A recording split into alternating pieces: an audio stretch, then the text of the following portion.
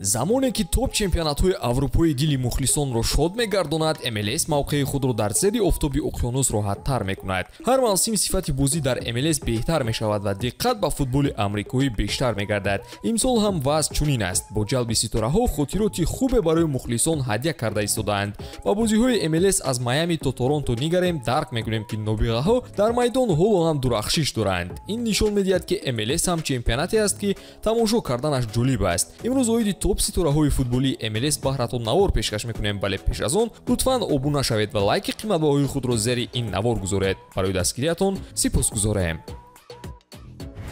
дӯстон, оиди MLS ки гуфтем бояд қайд кунем ки имшаб дастаи Интер Майами бо сарвонии Месси бозии навбатии худро дар ин мусобиқа баргузор мекунад. Ба фикри шумо ин навбат ҳам Месси метавонад ғалабаро муқобили Нэшвилл ба дастааш орад? Тамошои ин ва дигар рақобатҳои футболиро бо хизматрасониҳои ширкати 1x ҷолибу диданӣ гардонед. Дар 1x регистратсия осон ва пардохт аз тамоми гӯшаи канори дунё, вале муҳимтар аз ҳама бонус то $100 дар аввалин пардохт бо промокоди TOUCHFOOD. Силкаи бозӣ дар комментария. Ба ҳама муваффақият.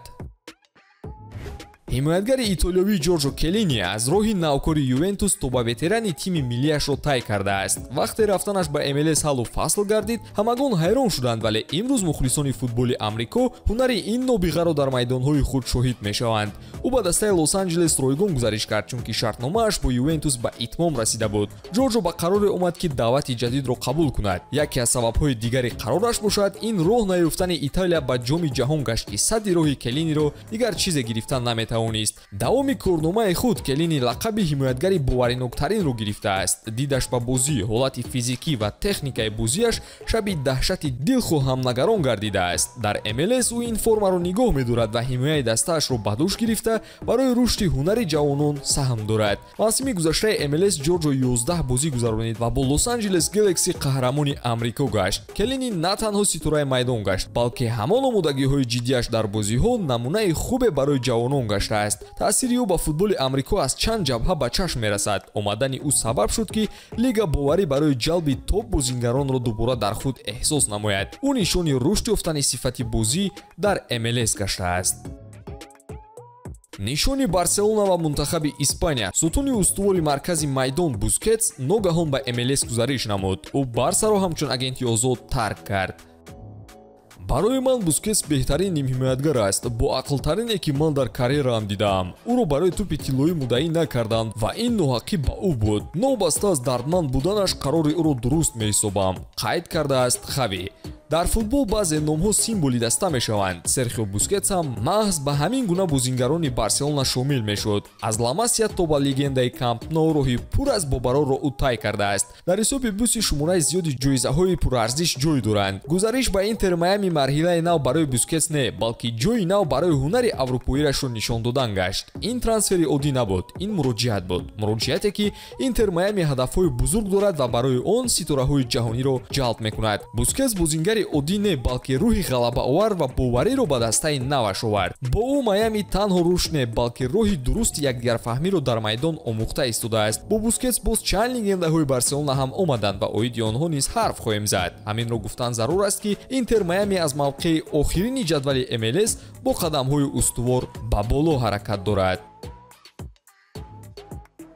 Лоренцо Инсини муддати дароз дар Наполи баромад мекард. аз хурдӣ ӯ таланти худро ба ҳамагон нишон дода тавонист. ҳамин буд ки ба бозингари калидии Наполи табдил ёфт. техникаи ӯ ва идораи тӯбу зарбаҳояш аз дилху мавқеъ Инсиниро яке аз хатарноктарин ҳамлагарони Аврупо гардонид. чӣ сабаб шуд ки ӯ ба MLS ва маҳз ба Торонто рафт? шояд ки ин ҷолибияти даъвати нав бошад. симои нави даста гашта бо бозиҳои худ нафари асосии мусобиқаи ҷадид гардад. дар Наполи Лоренцо дуюмин нишонзани даста аш гашт ва номашро дар таърихи даста бо ҳарфҳои заррин навишт. барои Торонто бошад ҷалби Инсини эълони бузурги ҳадафҳояшон шуд. ҳадаф танҳо қаҳрамонӣ нест, балки диққати тамоми ҷаҳонро ба худ ҷалб кардан мебошад. бо бозингарони мисли Бернандецки, Инсини Торонто фурсати яке аз беҳтарин дастаҳои таърихи MLS шуданро дорад. мухлисон аллакай одат карданд ки Инсини чӣ тавр хати дифои рақибонро рахна карда ғалабаҳоро ба дастааш меорад. сифати лидерии ӯ ва заҳматҳояш бошад барои ҷавонон дарси беҳтарин шуда истодааст. шартномаи ӯ бо дастааш то июли соли 2026 амал мекунад ва вақт нишон медиҳад ки то куҷо ин трансфер дар корномаи Инсини бо барор мегузарад. вақте ки гап сари трансферҳои бузурги футболӣ меравад, дар он ҳатман гузариши Лео Мессиро ба Интер Майами бояд ҷой диҳем. Ин танҳо трансфер не, балки таърихе гашт, ки диққати ҳамагонро ҷалб карда тавонист. Мессие, ки номаш дар ҳама давру замон мемонад, на танҳо таланти худро, балки таҷрибаи 10 солаҳои худро дар майдони сабз ба MLS меорад. Рекордҳои ӯро дар Барселона эҳтимолан касе шикаста ҳам наметавонад. Дар Майами бошад, дарҳои навро дар корномааш боз мекунад. баъди гузариш ба ПСЖ, мухлисон ӯро дубора дар Барселона интизор буданд, аммо мушкилоти иқтисодии Барса монеаи асосӣ ба он гашт. рости масъалаи маош мушкилӣ набуд ва бо роҳбарияти Барса дар ин бора суҳбате ҳам надоштем. Даста пешниҳоди расмие накарда буд. Барселона бозгашти маро мехост, вале дар ин бобат коре анҷом дода намешуд. Агар гап сари пул мерафт, ман ба Арабистон ё ба дигар даста мерафтам. Пешниҳодҳо зиёд буданд, вале ман қарори худро такя ба пул карда қабул накардам. Бекхэм оиди ҷалби бозингарони беҳтарин борҳо қайд карда буд ва овардани Месси ҳам онро тасдиқ кард. ҳамкории онҳо на танҳо ба Интер Майами, балки ба тамоми индустрии футболи Амрико фоида оварда истодааст. мухлисони Интер Майами ҳар бозиро бо иштироки Месси бо шавқ тамошо мекунанд. тамоми варзишгоҳ аз идораи тӯб кардани Месси, дриблингаш ва албатта ки голҳояш ҷашн мегиранд. Лео ҳамчунин барои насли нави футболи Амрико таҷрибаю маҳорати худро тақсим мекунад. ана то куҷо муваффақ шудани Интер Майами ро бо Месси бошад, танҳо вақт нишон хоҳад дод. бебинем ки имшаб Лео бори дигар исботи беҳтарин буданашро мекунад ё не. ба ҳамин тамом дӯстон, пайгири канали мо бимонед то аз наворҳои ҷолиб сари вақт огаҳӣ пайдо кунед. хайр.